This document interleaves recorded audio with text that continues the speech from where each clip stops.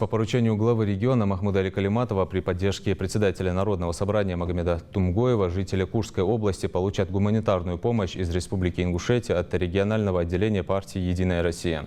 Продукты питания, бытовая техника, средства личной гигиены – все, что сейчас так необходимо жителям Курской области. 20 тонн гуманитарной помощи общими силами собирают 15 волонтеров молодой гвардии.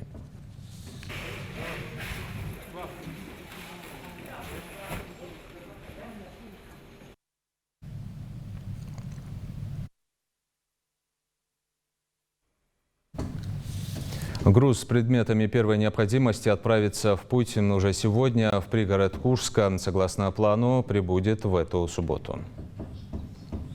Весь этот пакет гуманитарной помощи был сформирован по непосредственно заявке тех регионов. Мы находились с ними в контакте, со своими коллегами из Курской области и по линии партии, и по линии законодательного органа власти.